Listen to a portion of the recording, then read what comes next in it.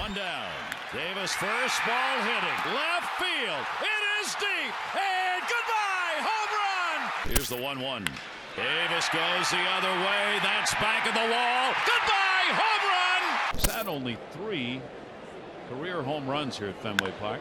Trying for 4. Into the well. Way back. Victorino looking. And Chris Davis now is the holder of the Orioles record for most home runs in a single season with 51 as he passes Brady Anderson as he had done to Frank Robinson. Now numero uno for the O's. September 14th, 2018, Chris Davis steps in, reads a James Shields pitch, and lines a double into the gap. Routine. Forgettable. The kind of hit that doesn't make the highlight reel. Except that was the last hit Chris Davis would get for the next 7 months. By the time it was over, he had set the most embarrassing record in the history of Major League Baseball. 54 consecutive at-bats without a single hit. And once you understand how high this man was just a few years earlier and how much money was sitting in his account while the whole thing burned down in slow motion, this story goes somewhere you're not ready for. But before we get into it, shout out to today's sponsor, PrizePicks. PrizePicks is America's #1 sports picks app. You know, it's really easy to use, guys. You just pick more or less on a few players' stats and lock in your lineup. It's available in most states, including California, Texas, and Florida. You can follow me on the app as well, by the way, at Uni Diamond Talk to see all of my lineups. It definitely makes a Tuesday morning game a little bit more interesting for me to watch when I can get my PrizePicks lineups in. And with my code, you can play $5, get $50 in lineups. Just download the app, use code HMA. I'm going to put that link in the bio. Once again, guys, shout out PrizePicks. Thanks for the sponsorship. Now that that's out of the way, let's get right into it. Before the collapse, you have to feel the height of the fall, because if you don't know who Chris Davis was at his peak,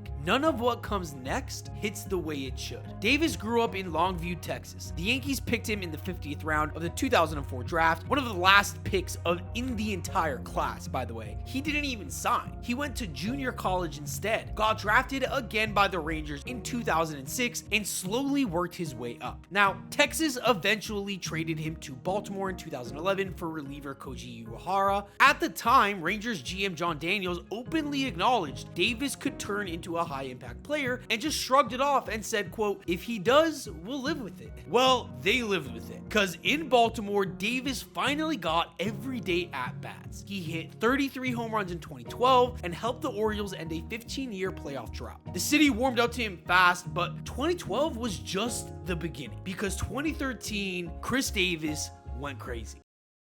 That year, Davis led all of Major League Baseball in home runs with 53, 138 RBIs, 96 extra bases, and 370 total bases. He hit 42 doubles to go alongside those 53 home runs, which, by the way, made him only the 3rd player in baseball history to hit 50 homers and 40 doubles in the same season. The other 2 being Babe Ruth in 1921 and Albert Bell in 1995, so pretty elite company. Anyways, he posted a 1,000 OPS, finished 3rd in AL MVP voting, won the Silver Slugger, and this guy used one of the biggest bats in the league, and pitchers genuinely had no answer for him. His nickname was Crush Davis, and he earned every ounce of that nickname. Camden Yards was electric every time he walked to the plate. The city didn't just like Chris Davis, it felt like Chris Davis was needed in that city. Now, 2014 was where the first warning signs appeared, and almost nobody wanted to read it that way at the time. But Davis slumped badly out of the gate. By mid-season, he was hitting 197, and he was starting to feel it not just physically, but mentally. Reports surfaced that Davis had told people close to him that the ball was starting to look like a blur, that he felt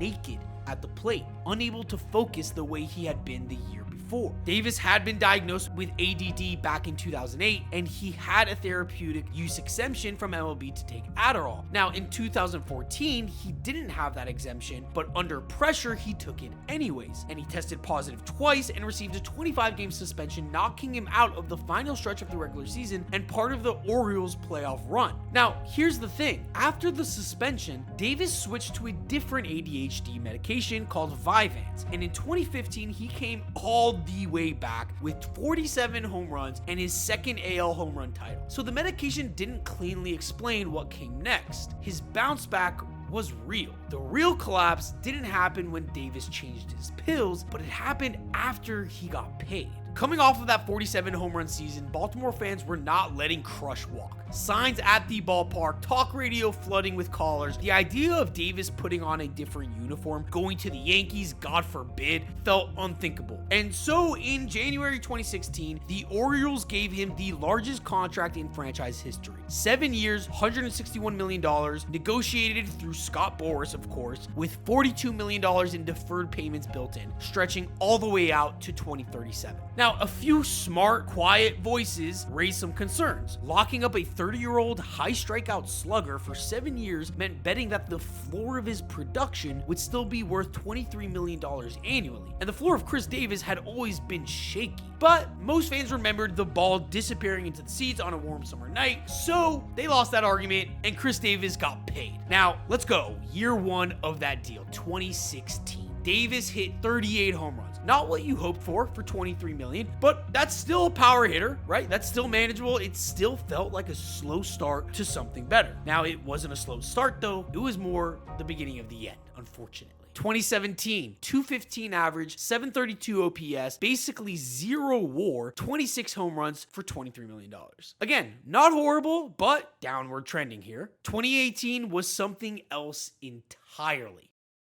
Davis finished the season hitting 168. That is the lowest batting average ever recorded by a qualified hitter in the history of Major League Baseball. 168. His OPS cratered to 539. His WAR was negative 2.8, ranking his season among the 20 worst individual position player campaigns out of more than 61,000 in baseball history. By June, the Orioles benched him. The highest paid player on the roster was benched. It was over. His StatCast numbers told you exactly what was happening mechanically. Exit velocity down to 87.3 miles per hour. Average launch angle sitting at 11.8 degrees. The bat speed that once made pitchers nervous had quietly walked out the door. Fangraphs noted he had become completely helpless against breaking balls. 3 hits and 9 strikeouts in 27 at-bats ending in curveballs that season alone. Pitchers had the map, and Davis had no answer for them. And the whole time, the Orioles just kept writing checks. Now, remember that September 14th double off James Shields we started this video with? That ended a 21 at-bat hitless streak to close the 2018 season. Davis showed up for spring training in 2019, and the streak didn't stop. By early April, he had reached 44 straight at-bats without a hit. He was 2 away from the all-time record held by journeyman infielder Eugenio Velez, who went 0 for 46 across the 2010 and 2011 seasons. And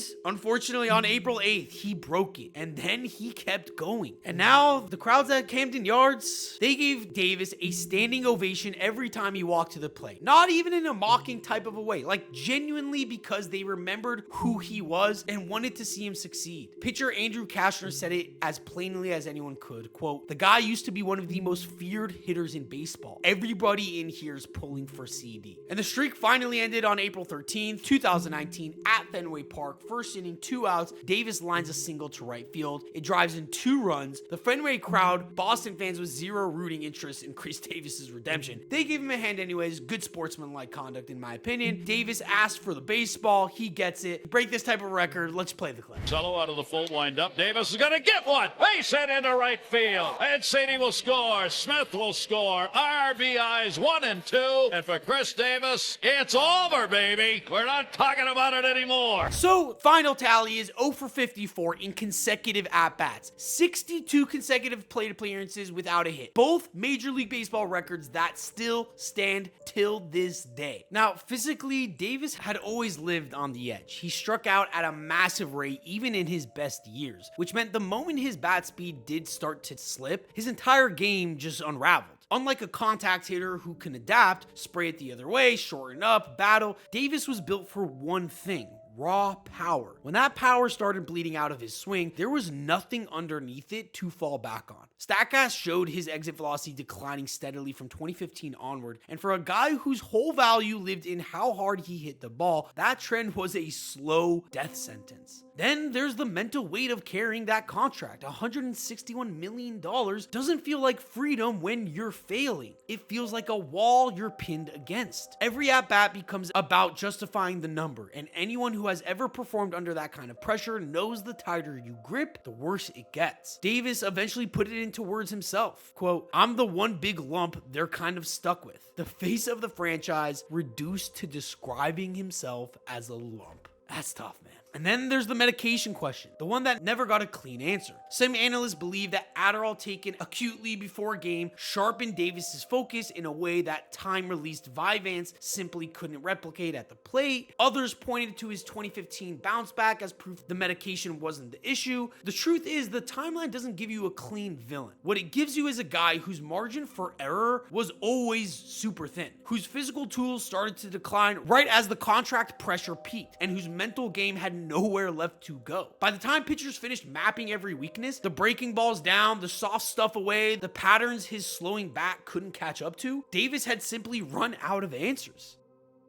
And so Davis retired on August 12th, 2021, citing a hip injury that had cost him the entire season. He still had 1 year left on his deal, still got paid for 2022, and because of those Boras-engineered deferred payments, the Baltimore Orioles will keep sending Davis a check every July 1st all the way until 2037. He'll be 51 years old when the last one clears. Basically another Bobby Bonilla day, except the Orioles got years of historically bad production before the nightmare even started. Now, speaking on the Adam Jones podcast, after it was all over, Davis said this. Physically, I wasn't able to do what I wanted to do. And then he said something that sticks with you. You're always going to have regrets. Like, you're always going to wish that you could go back and do things differently. Well, yeah, sad but true. And yet, in March 2026, the Baltimore Orioles inducted Chris Davis into their team Hall of Fame. The guy with a 168 average, the guy who went 0 for 54, the guy whose contract haunted a franchise for years. He's in the Hall. And honestly, with 53 home runs, 2 home run titles, a silver slugger, he belongs there. This wasn't a fraud. This was a player who genuinely had it all and then watched it dissolve in real time, in front of the whole country, one strikeout at a time. And to me, that might be one of the most heartbreaking parts of the whole story. Now, if you want more deep dives like this one, let me know in the comments below. This is Uni Diamond Talk. Appreciate you guys staying this long. Hope you guys are subbed, and I'll see you on the next one.